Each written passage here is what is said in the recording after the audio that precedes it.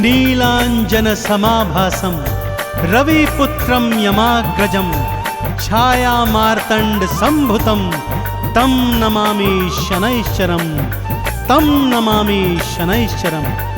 बोलिए शनिदेव भगवान की। भक्तजनों, नवग्रहों में सर्वश्रेष्ठ शनिदेव भगवान अत्यंत शक्तिशाली हैं। इनकी अनन्य भक्ति करने वाला सदैव सुख, वैभव, धन संपत्ति प्राप्त करता है। परंतु न जाने क्यों इनकी साढ़े साती से मनुष्य ही क्या देवता गण भी भयभीत हो जाते हैं। जबकि शनिदेव तो न्यायाधीश होने के कारण केवल अपने संचित कर्मों का न्याय करते हैं। इनकी शक्तियों की गाथाएं वेद पुराणों में वर्णित हैं, परंतु इनको दीनहीन और शक्तिहीन समझने की भूल का क्या परिणाम होता है। राजा विक्रमादित्य को क्या क्या भोगना पड़ा, आइए इस कथा के माध्यम से सुनाता हूँ।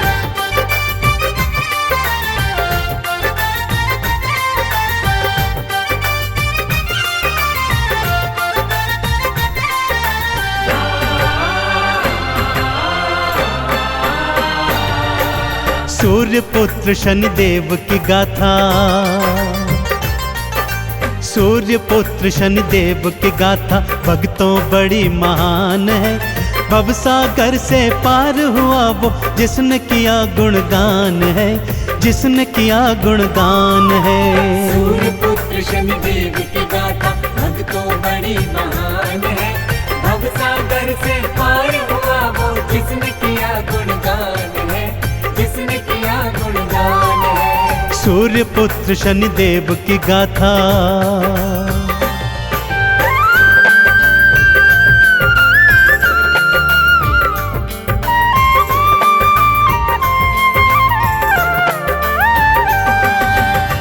एक बार की बात है भक्तों, नवग्रहों में यह विवाद छिड़ गया कि उनमें से सर्वश्रेष्ठ कौन है।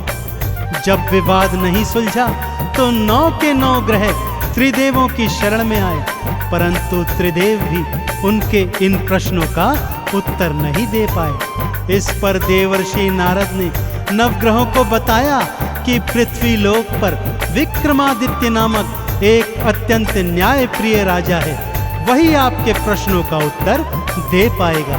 नारद जी की बात मान 9 के 9 ग्रह विक्रमादित्य के सन्मुख आए और वही प्रश्न दोहराया।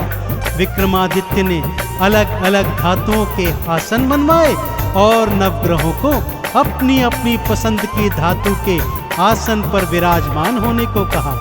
आगे क्या हुआ, आइए सुनते हैं।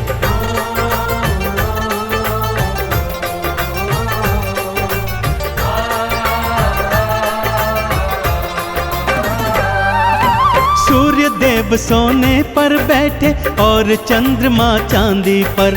बुध ने पन्ना मंगल मूंगा, राहु केतु गोमेद पर।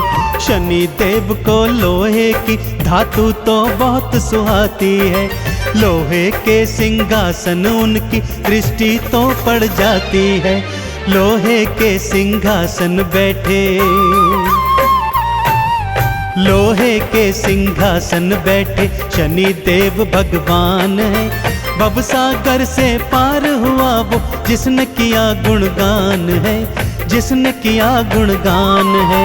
सूर्यपुत्र शनिदेव की गाथा भक्तों बड़ी महान है।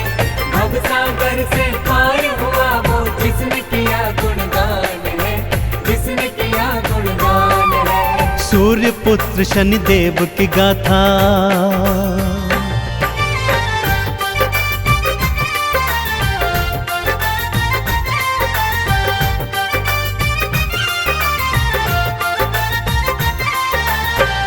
जैसे ही नवग्रह अपनी अपनी पसंद की धातु के सिंहासनों पर बैठे, विक्रमादित्य प्रसन्न मुद्रा में बोले, लीजिए निर्णय हो गया।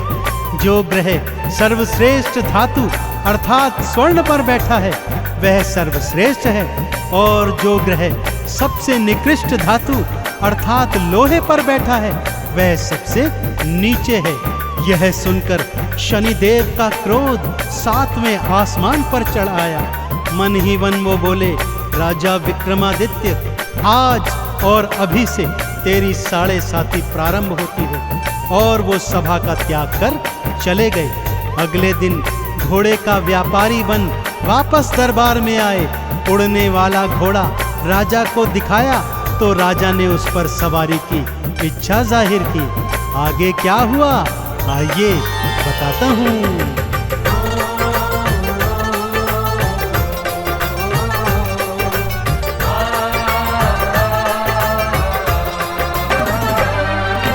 घोड़े पर जुएड़ लगाई, पवन वेग से उड़ने लगा और घने जंगल में राजा विक्रम को वो फेंक गया।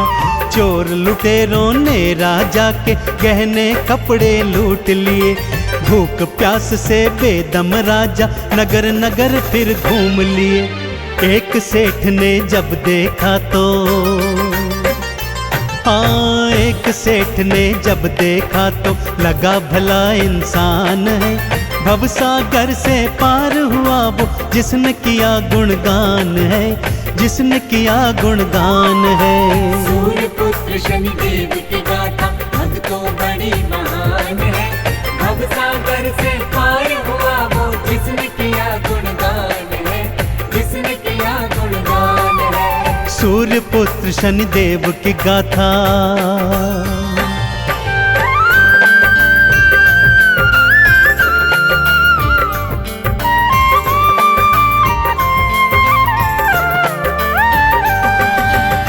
नगर सेठ ने जब विक्रमादित्य को भटकते हुए देखा तो उसे भला मानुष समझकर अपने घर में ले आए और उसे भोजन करवाने हेतु वहां पर बिठा दिया।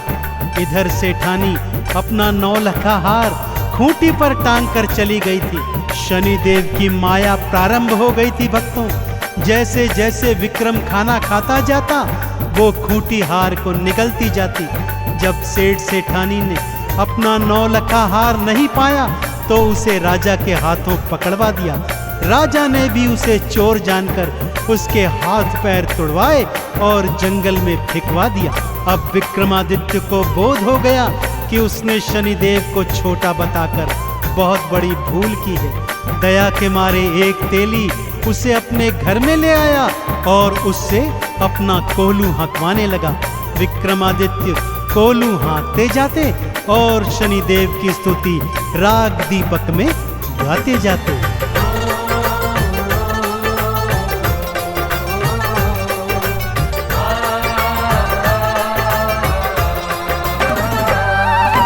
हाथ पैर सब टूट गए थे, तेली घर को लूहा के। भंडारे जो खिलवाता था आज कर रहा खुद फाके।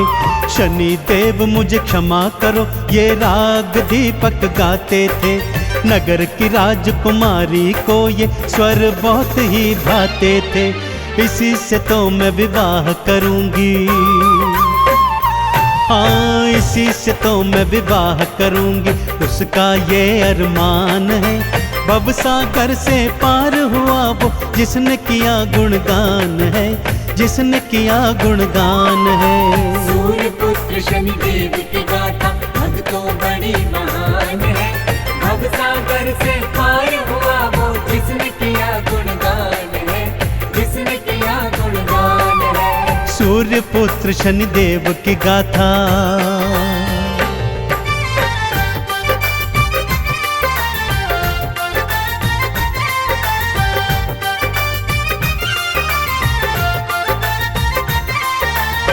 नगर की राजकुमारी को विक्रमादित्य की आवाज इतनी अच्छी लगी कि उसे बिना देखे ही उसने उससे विवाह करने की ठान ली। परंतु विवाह के दिन जब राजा ने बिना हाथ पैर वाले वर को देखा तो राजा ने विवाह को मना कर दिया। इधर विक्रम ने सच्चे हृदय से एक बार फिर शनिदेव की आराधना की तो शनिदेव ने उस पर से अपनी वक्र दृष्टि हटा ली और 7.5 भी समाप्त कर दी। जो ही शनिदेव की शुभ दृष्टि पड़ी, विक्रम को पहले जैसा सुंदर स्वरूप मिल गया। खोया हुआ राज्य वापस मिल गया। बस अब क्या था, नगर के राजा ने अपनी पुत्री का विवाह विक्रमादित्य के साथ बड़ी धूमधाम से किया और ढेरों उपहार देकर उन दोनों को विदा कर दिया। राजा विक्रमादित्य रानी सहित अपनी राजधानी लौट आए।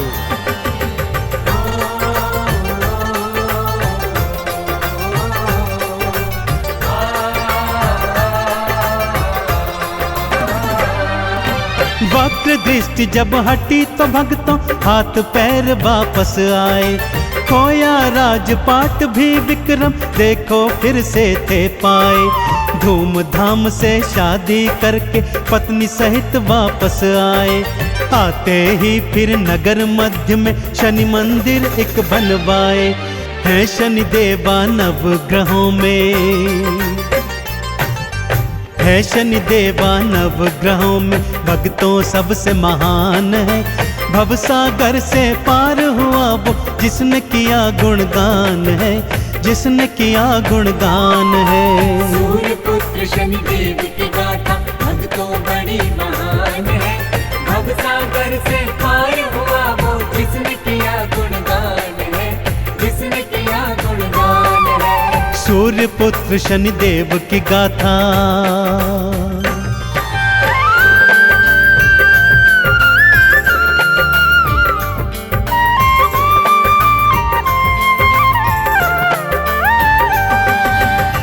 अब राजा विक्रमादित्य सपरिवार हर शनिवार को शनि मंदिर जाते, शनि देव को तेल से स्नान करवाते, लोहा तिल तेल उड़द का भोग लगाते, उन्हें नवीन काले वस्त्रों से सुसज्जित करते, काले चने बैंगन और सरसों के तेल में बने पकवानों का भोग भंडारा बनाकर गरीबों को खिलवाते।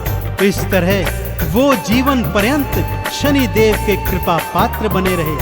और भक्तों, यह कथा हमें यह संदेश भी दे गई कि नवग्रहों में सर्वश्रेष्ठ तो शनिदेव ही हैं। तो बोलिए मेरे साथ, भगवान शनिदेव महाराज की।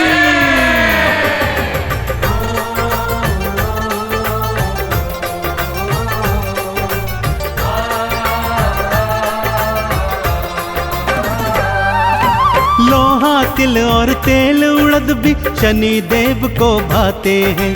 हर शनिवार जो शनि देव को ये अर्पित कर जाते हैं। चंदन तिलक लगा के शनि की आरती 40 गाते हैं। शनि देव के 12 नामों को मन से जो ध्याते हैं, शनि देव की कृपा पाते, शनि देव की कृपा पाते करे शनि कल्याण है। भवसागर से पार हुआ वो जिसने किया गुणगान है, जिसने किया गुणगान है। सूर्य पुत्र शनि देव की गाथा भक्तों बड़ी महान है। भवसागर से पार हुआ वो जिसने किया गुणगान है, जिसने किया गुणगान है। सूर्य पुत्र शनि देव की गाथा।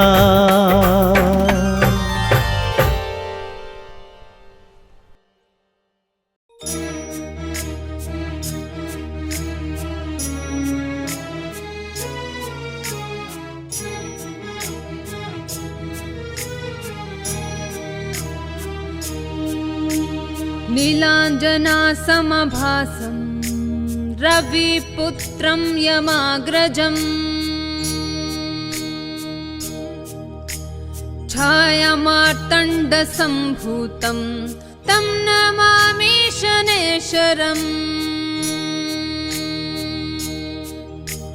नीलाञ्जना समभासं रविपुत्रं यमाग्रजम् छायामार्तण्डसम्भूतं तं नमामि शनेश्वरम्।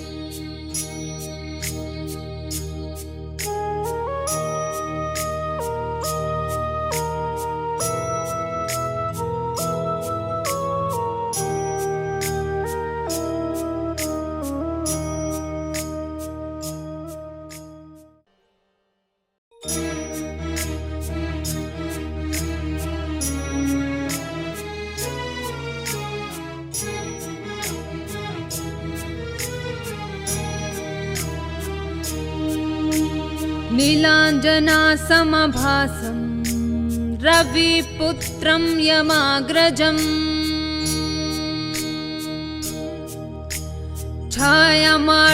छायामार्तण्डसम्भूतं तं नमामि शनैश्वरम्